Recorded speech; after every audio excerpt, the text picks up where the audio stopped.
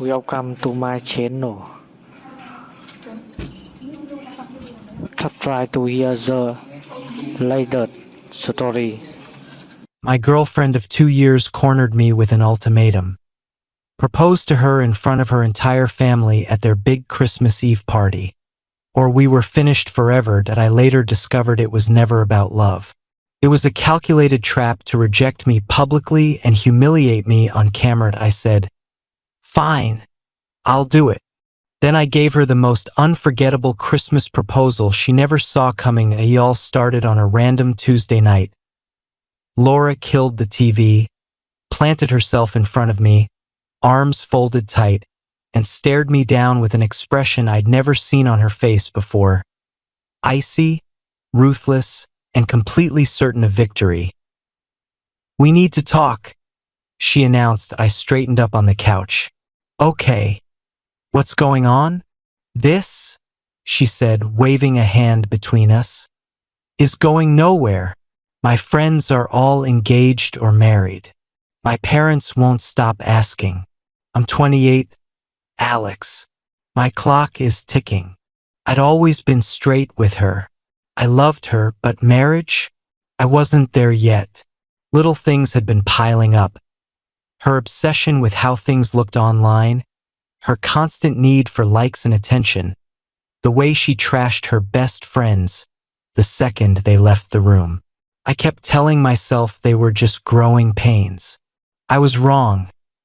"Laura, we've talked about this," I said carefully. "I'm not ready right this second. Maybe another year." "No," she snapped. "Not another year. Now, the family Christmas Eve party is in 2 weeks. I want you on one knee in front of everyone. Big romantic moment. If you can't give me that, we're done. I'll be packed and gone the day after Christmas." A public proposal ultimatum. The house we lived in was mine, bought years before she ever moved in. All the bills, the mortgage, everything was in my name alone. Her threat to leave should have crushed me. Instead, it just felt cold. Like a business negotiation that had suddenly turned hostile. I tried to reason with her. A forced proposal wasn't romantic. It was the opposite. She didn't care. It was the party spectacle or nothing. She stormed off to bed. I sat on the couch all night, gut churning. 3 days later, the real truth came out. Thanks to the last person I expected. Sarah, Laura's older sister, texted me and asked to meet for coffee. Sarah was nothing like Laura. Quiet, no nonsense, zero tolerance for theatrics. She was a successful real estate agent who'd built everything herself. We'd always clicked because we both quietly recognized Laura's chaos for what it was. When I walked into the cafe, Sarah looked like she hadn't slept in days. "I debated whether to tell you this," she started, voice low, "but I can't let her do it." The night before, she'd been at their parents' house and overheard Laura on the phone in her childhood bedroom. Door cracked open, laughing like a villain in a movie. Laura was bragging to her best friend Megan about the ultimatum. She was exhausted waiting for me to step up. She'd already been secretly seeing some other guy for a month. Her actual plan?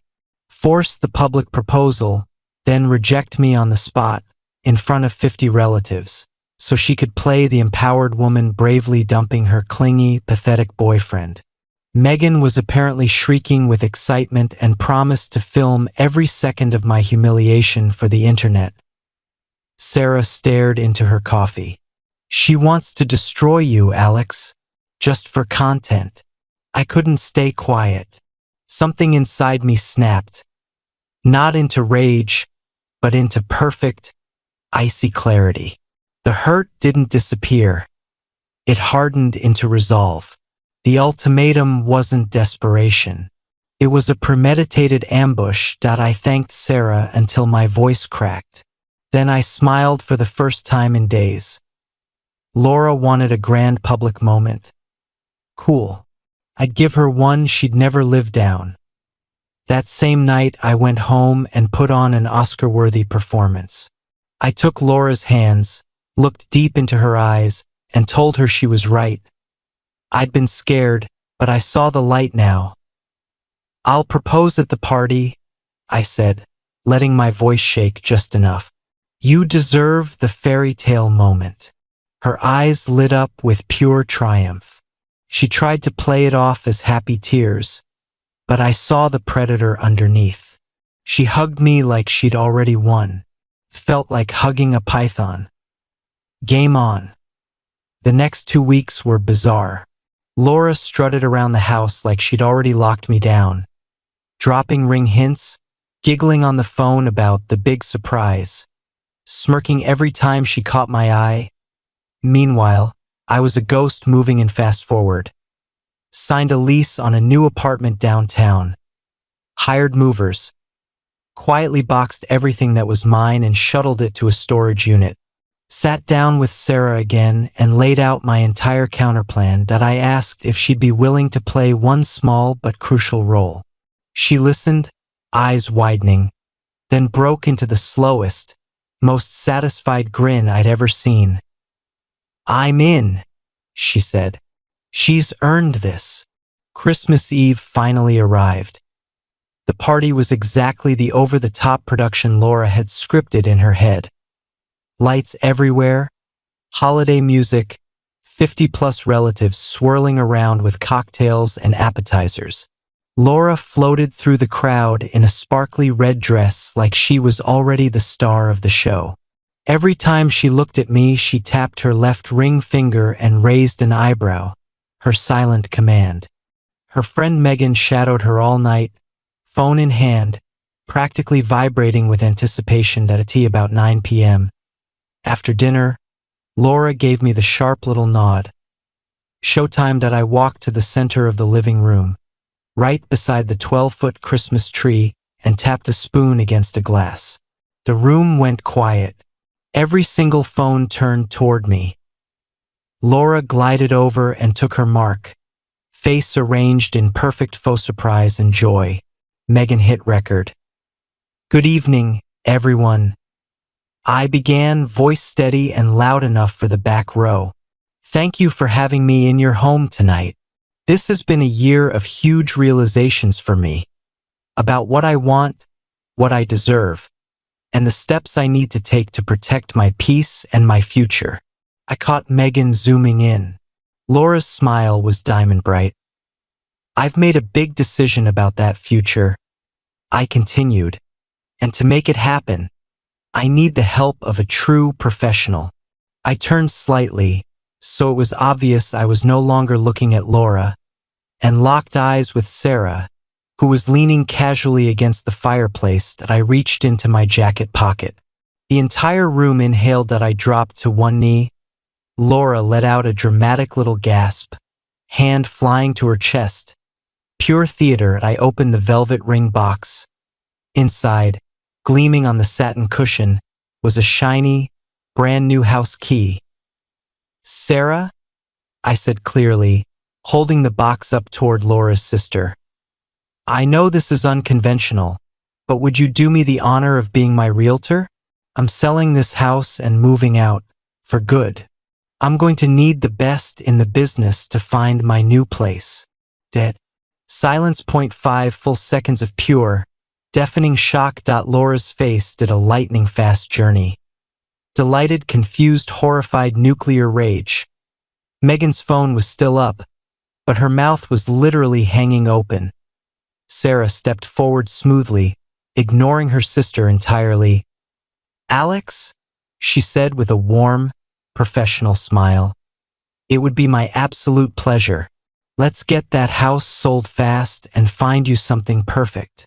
The room detonated into whispers, gasps, and awkward laughter. Laura made a strangled noise like a tea kettle about to explode. "What the hell are you doing?" she hissed as I stood up, closed the box, and slipped it back into my pocket. Exactly what I said, securing my future. A future that doesn't include you. Sorry for the theatrics, everyone. Merry Christmas. I walked straight out the front door into the cold night air and never looked back. The fallout was glorious chaos, and my phone exploded before I even reached the hotel I'd booked. Rage texts from Laura, threats, insults, crying emojis. Blocked. Her mom called the next morning with that weaponized disappointment voice. Alex, I'm so ashamed of how you humiliated my daughter in our home. I cut her off calmly. Carol, did Laura tell you her plan was to reject me on camera in front of everyone? Did she mention Megan was filming my rejection for the internet? I was given an ultimatum that was actually an ambush. I just flipped the script. Silence. Then a week. She was upset. She was malicious. I'm sorry it played out in your living room, but I'm not sorry I protected myself. Click. The next few weeks were pure logistics and sweet justice. Sarah listed my house immediately. We had multiple offers in days and closed well over asking. Laura's stuff. Sarah sent a formal email on realtor letterhead. No less, giving her 3 weeks to remove everything or it would be considered abandoned and trashed. She was not getting a key and someone would supervise the entire move. Response? A laughable lawyer letter claiming significant financial contributions and demanding $50,000 for emotional distress and public humiliation. My attorney's reply was a work of art. Zero legal interest in the property. Her contributions amounted to occasional grocery runs.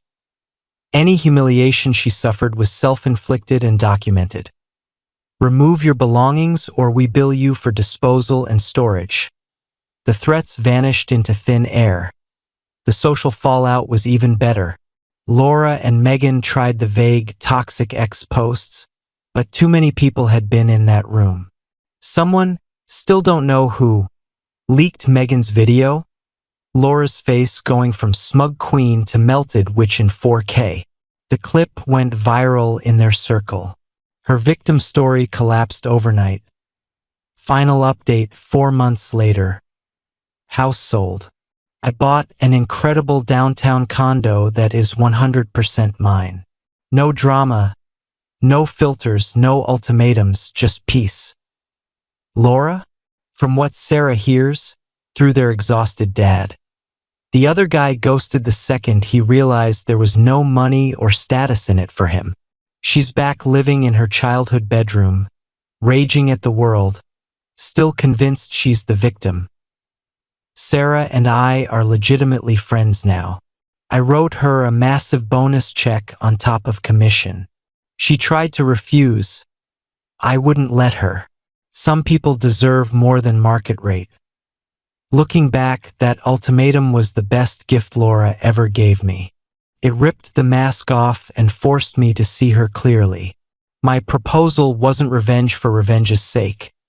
It was self-rescue that I didn't just dodge her trap, that I turned it around, sprang it on her, and walked away clean. And every night in my new condo, with the city lights outside my window and zero drama inside, I raise a glass to the best Christmas Eve decision I ever made. Sometimes the greatest plot twist is refusing to play the victim role someone else wrote for you.